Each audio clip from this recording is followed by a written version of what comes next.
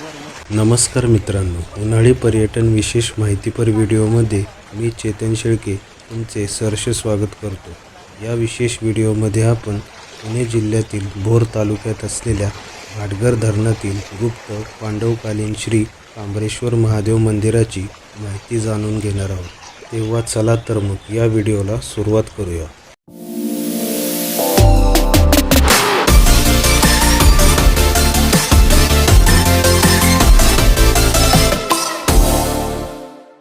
तर पांडवकालीन श्री कांबरेश्वर शिवमंदिर हे पुण्यापासून साधारण 2 ते 2.5 तासांच्या अंतरावर सुमारे 70 किलोमीटरवर भोर तालुक्यातील येसाजी कंक जलाशयात अर्थात भाटघर धरणाच्या पाणलोट क्षेत्रात असलेल्या कांबरे बुद्रुक ह्या गावाजवळ वसलेले आहे।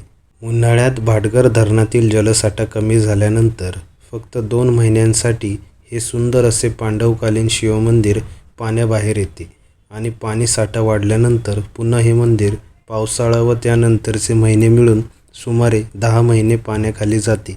त्यामुळे पांडवांनी बांधलेले हे मंदिर पाहण्यासाठी उन्हाळ्यामध्ये या ठिकाणी पर्यटकांची मोठ्या प्रमाणात गर्दी असते। पुण्यावरून येथे पोहोचण्यासाठी 2 प्रमुख मार्ग आहेत। पहिला मार्ग नसरापूर करंजावणे मार्गे सुरवड घाट ओलांडून कांबरे बुद्रुक या गावात येतो, तर दुसरा मार्ग कापूरहोळ भोर रस्त्याने भाटघर धरणाच्या भिंतीजवळील माळवाडी मार्गे सरळ भाटघर जलाशयाच्या काठाने जाणाऱ्या रस्त्याने कांबरे गावामध्ये पोहोचता येते। लाल मातीचे विस्तीर्ण पात्र आणि आध्यात्मिक अनुभूती देणाऱ्या कांबरेश्वर शिवमंदिराकडे येताना घाट रस्ता, चढ उतार असणारे वळणावळणाचे मार्ग आणि स्थानिक ग्रामीण रस्त्यांमुळे येथे पोहोचण्यासाठी 2 ते 2.5 तासांचा प्रवास करावा लागतो। वाटेत येताना नीरा नदीवरील प्रसिद्ध अशा नेकलेस पॉईंटचे दृश्य देखील पाहायला मिळते। कांबरे बुद्रुक गावात पोहोचल्यानंतर धरणाच्या पात्रातून काहीच अंतर चालत गेल्यावर कांबरेश्वर शिवमंदिर दिसते। या मंदिराचे मूळ नाव कर्मगरेश्वर आहे, परंतु हे मंदिर कांबरे गावाच्या हद्दीत असल्यामुळे कांबरेश्वर नावाने ओळखले जाते। या मंदिराचे वैशिष्ट्य म्हणजे ते पांडवांनी बांधलेले असून वर्षातील फक्त मे व जून असे 2 महिनेच हे मंदिर पाण्याबाहेर असते। दरवर्षी पडणाऱ्या पावसामुळे धरणात पाण्याबरोबर वाहत आलेल्या गाळामुळे हे मंदिर जमिनीखाली गाडले गेले आहे। मात्र मंदिराचा पाया आणि त्यावरील बांधकाम अजूनही मजबूत स्थितीत आहे।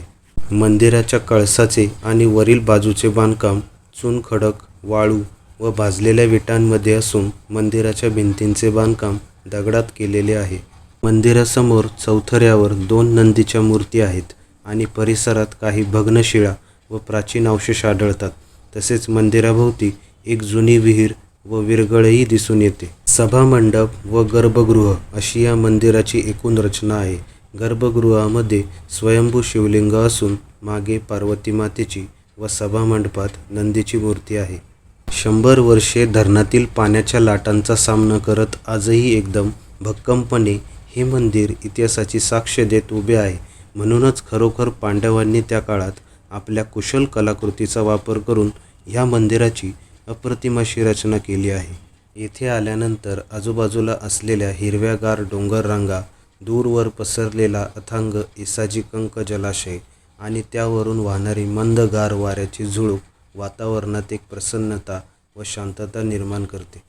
तेव्हा मित्रांनो, ह्या उन्हाळ्यामध्ये तुम्ही जर उन्हाळी पर्यटनासाठी जाणार असाल तर 100 वर्षे पाण्याखाली राहून इतिहासाची साक्ष देणाऱ्या या पांडवकालीन श्री कांबरेश्वर शिवमंदिराला आवर्जून भेट द्या। व्हिडिओ आवडला असेल तर अवश्य लाईक करा, जास्तीत जास्त शेअर करा, तुमच्या प्रतिक्रिया कमेंट करा आणि चॅनलला सबस्क्राईब करून बाजूच्या बेल आयकॉनवर क्लिक करा, म्हणजे तुम्हाला असेच नवनवीन व्हिडिओज भेटतील। तेव्हा चला तर मग पुन्हा भेटूयात पुढील उन्हाळी पर्यटन विशेष माहितीपर व्हिडिओमध्ये एका नवीन ठिकाणी। धन्यवाद।